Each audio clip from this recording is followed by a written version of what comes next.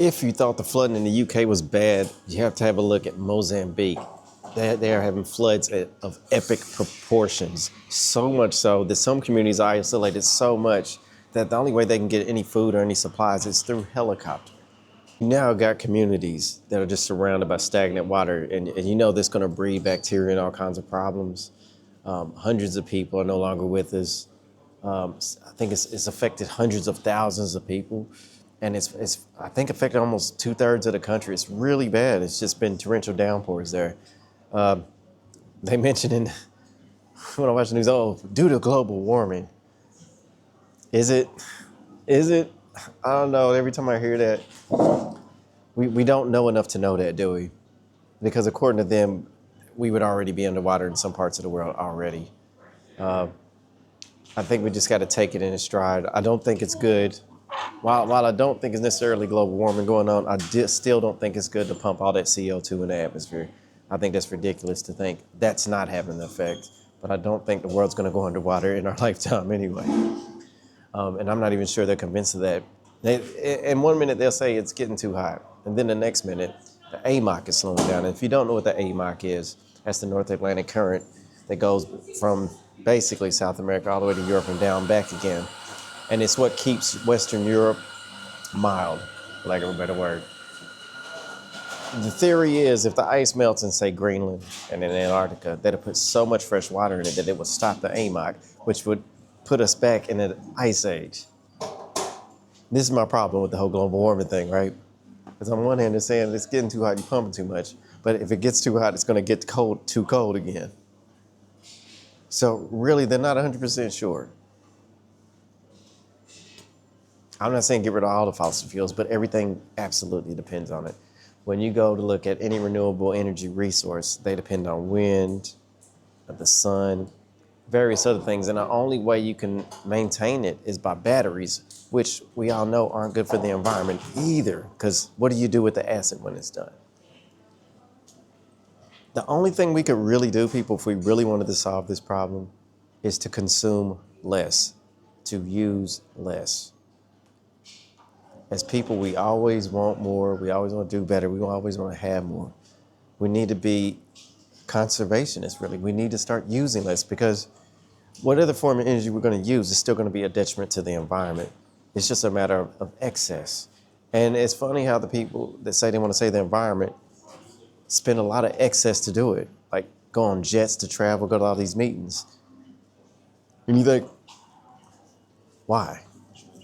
Why don't we just start practicing a bit more discipline and use what we need instead of doing what we want?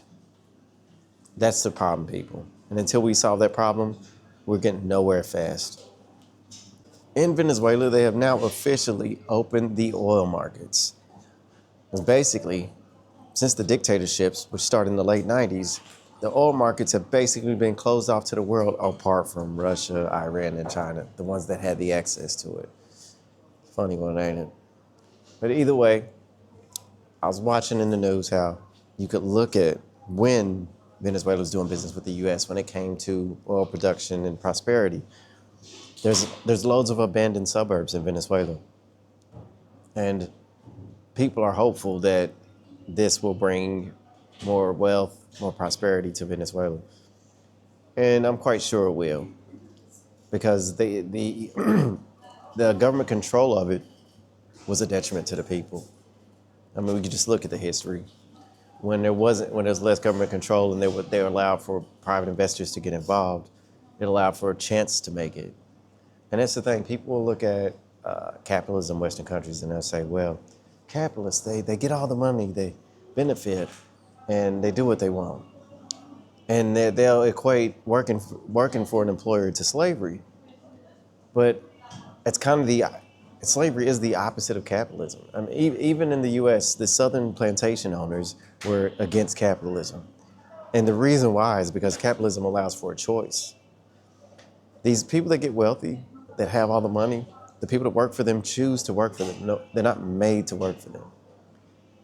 And so it's a matter of choices you make is what depends on how successful you are in a capitalist country. And even in the countries that are more socialist, there's still super rich people and they have even more control. So you're never going to get around that. At least with capitalism, you have a chance. It's not perfect. Capitalism has to be regulated. If it's not, that's when it's bad. I would agree with that. I would grant that argument with people. Unregulated capitalism is bad. Like you need something, but the alternative isn't any good. We have loads and loads of examples of failed states, or states in denial about failing, that use socialist stuff instead of capitalism. So that's my thoughts on that one. I just hope everything works out for Venezuela. I wish them more peace and prosperity. And I believe the will of the people will make it so. On that note, y'all take care.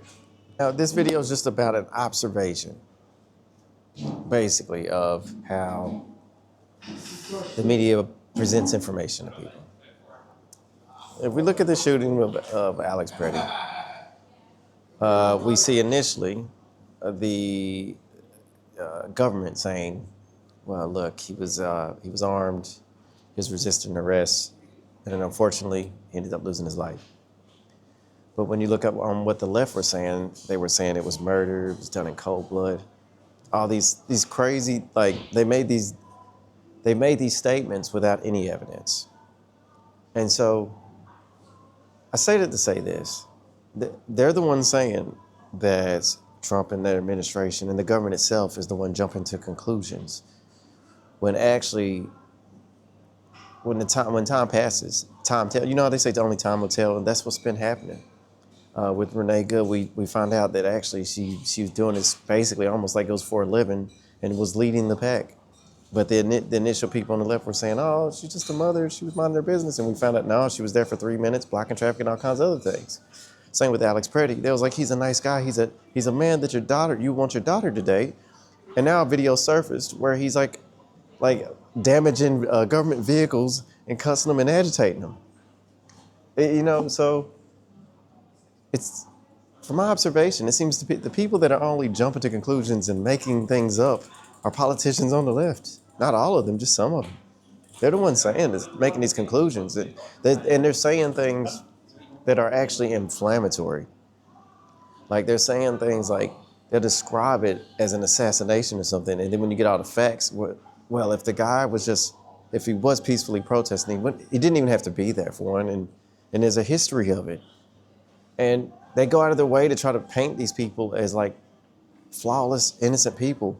And you know what's crazy about that? Nobody is. Very few people are actually like that. And the people that are actually like that wouldn't put themselves in those situations. That's why I always think it doesn't make sense to me when it happens. Because I'm like, ICE is trying to apprehend other people. So you would have to, and therefore have to interfere in some way for them to get involved with you. I'm just being logical here. And the reality is, this is all a political play on the left. They're trying to find something to make the administration look bad when they're actually doing something that's good. Because they'll talk about them, but won't talk about the victims of illegal migrant crime. They don't talk about the car. They don't talk about none of the victims. They have nothing to say about those innocent people that were minding their business. Just saying.